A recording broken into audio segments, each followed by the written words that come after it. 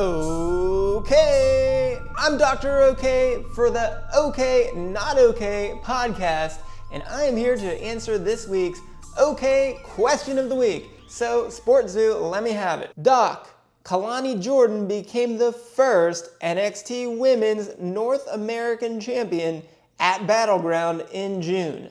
Should the main roster add these mid-card championships as well? Well, the answer is an obvious yes, but unfortunately there's a but in here, and it's a pretty big but, because WWE needs to change. Just like Io Sky would tell you the damage control needs to change, WWE still needs to change. And we're not saying anything going back to 2015 about the women's revolution. It has been amazing for the WWE as a whole, and we're so happy that it has happened. We've seen so many amazing matches over the years, including that WrestleMania main event between Ronda Rousey, Charlotte Flair, and Becky Lynch when she became Becky Two Belts. Well, let's go back in time a little bit. So let's start with the Women's Tag Team Championships. The WWE introduced the Women's Tag Team Championships on February 17th, 2019, when they had an Elimination Chamber match to determine the first ever WWE Women's Tag Team Champions. And as you know, that was won by Sasha Banks and Bayley, the Boss and Hug connection. And they held the titles just until WrestleMania, when the Iconics defeated them at WrestleMania. But they also later would have a second title reign during 2020, during the pandemic. Those titles showed so much promise that NXT introduced their own Women's Tag Team Championships on March 10th, 2021, when they were originally rewarded to Dakota Kai and Raquel Rodriguez, previously going as Gonzalez at that time. But that was due to a controversial finish the week before on NXT, when Dakota Kai tapped out to Shayna Baszler. Nia and Shayna were declared the winners, even though Dakota was not the legal competitor at the time. So NXT's general manager at the time, William Regal, created the NXT Women's Tag Team Championships. But during that very first episode, Raquel and Dakota would lose the championships to Ember Moon and Shotzi. So, a pretty amazing start to the NXT Women's Tag Team Championships. But as for the WWE Women's Tag Team Championships, those titles have been cursed over the last couple of years. And it all started on May 20th, 2022, after Sasha Banks and Naomi walked out of the WWE, causing the WWE to vacate the titles. And no one held the titles until August 29th, 2022. Then on April 10th, 2023, on Raw, Lita, who was one half of the tag team champions with Becky Lynch, was injured backstage and then replaced by Trish Stratus. And so Becky and Trish defended the titles, even though Trish was not even the champion at the time. Well, it turned out that Trish was the one that did it, but they lost to Raquel and Liv. But it was not much of a reign for Raquel and Liv, as Liv injured her shoulder just 1 month later, and they had to vacate the titles on May 19th, 2023. Then Ronda Rousey and Shayna Baszler became champions, and they demanded that the unholy union of Fire and Dawn put their NXT Women's Tag Team Championships up for grabs in a winner-take-all match. And so Ronda and Shayna did win that match, and therefore the two championships were merged, and the NXT Women's Tag Team Championships have remained merged ever since then, so there is no separate NXT Women's Tag Team Championships.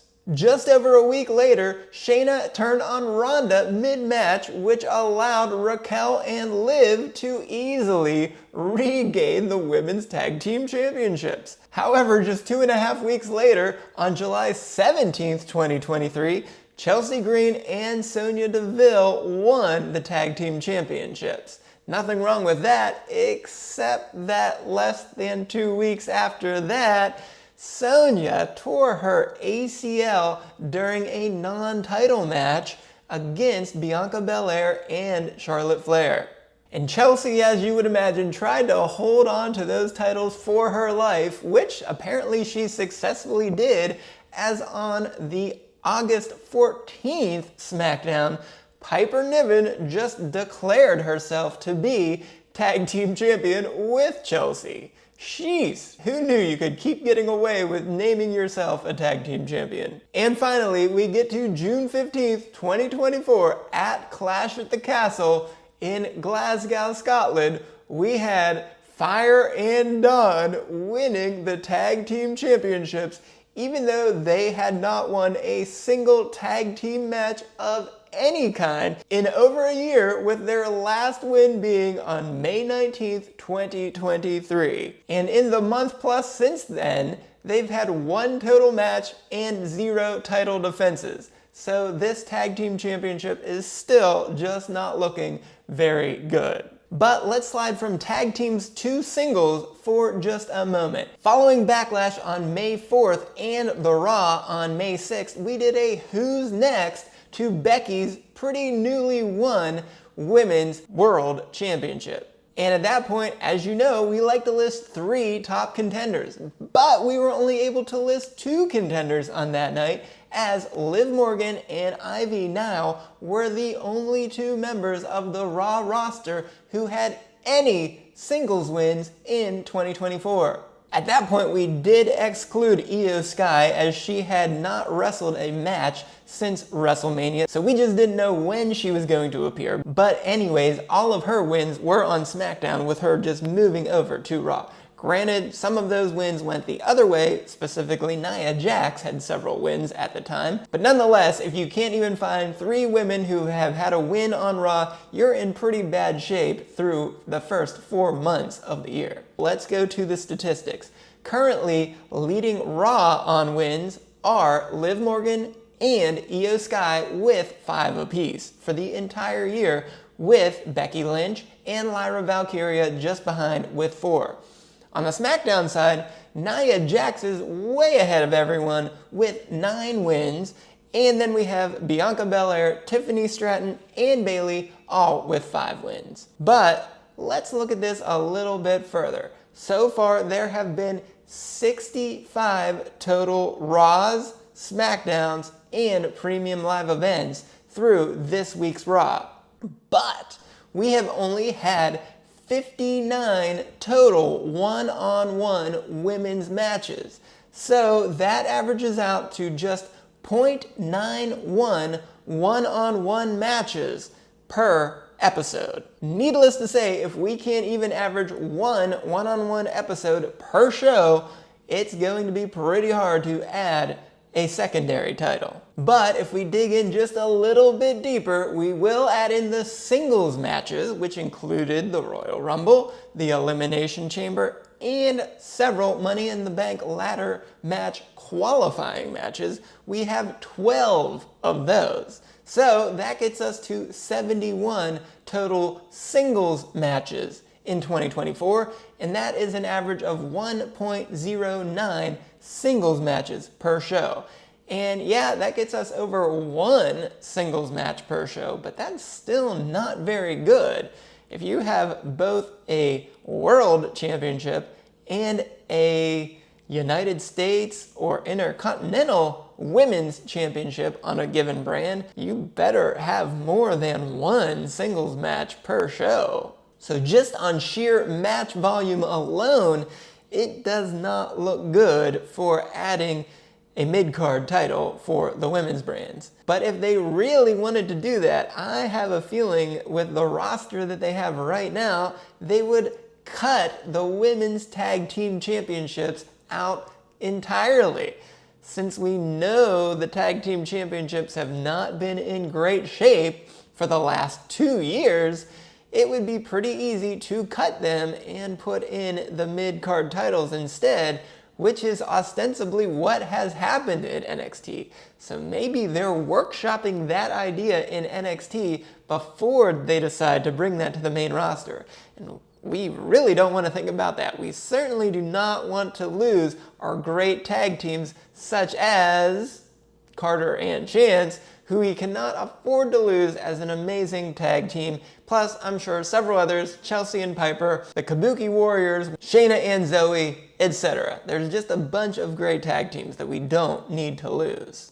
But if we didn't get rid of those tag team championships and added secondary titles, would it even be possible? I don't know. If you look at the roster sizes, it's just a complete disparity on the sizes, as the men's roster is approximately twice as large as the women's roster. So let's break that down by gender here briefly. On the men's side, we have had at least 80 men who have appeared in at least one match in 2024 who would be considered to be main roster superstars. For this purpose, we have excluded any NXT superstars who remain in NXT, or those wrestlers who are not actually employed by WWE. Now, there may be a few wrestlers who are no longer employed by WWE, but we have left them in here since they have wrestled matches in 2024. Now, if we compare that to the women's side, there are only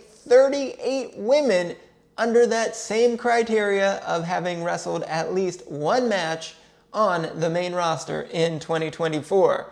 When you look at the Raw side versus all of the women's roster, it is approximately equal. We've counted 37 men who are specific to Raw that fall under that criteria, but only 38 women total between both brands. So it's clearly not very equal at this time.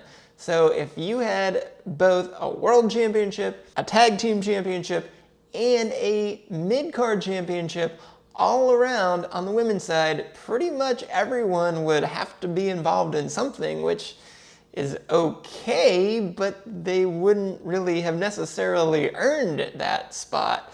As you know, people like Zelina Vega or Michin have not even won a match in 2024 despite several tries. So it's hard to justify them being in the championship scene. Or you may end up with more fire and done situations, which we really just should not have. So yes, let's add more women to the main roster, and yes, let's keep giving them more screen time. They are amazing athletes who deserve to have matches on TV. So until we do that, it's going to be hard to justify these mid-card titles, but once we fully have about equal screen time for both genders and have a more fully stacked roster on the women's side, we absolutely should have these mid-card titles, and we certainly look forward to seeing that, hopefully sooner than later, but there's a long way to go, really, before we get to that equality where those titles would truly be justified. So Sports Zoo, that was quite a whopper of a question. I actually had to look up some things for the OK question of the week, which is not really what we normally do, but this was a big one, important to talk about. We want to keep seeing more women have more matches and earn those championship opportunities. But we just need more matches. Let's put them on TV more. Let's make it happen, WWE, as these women certainly deserve it. So I'm Dr. O'Kay, and this has been the OK Not OK podcast.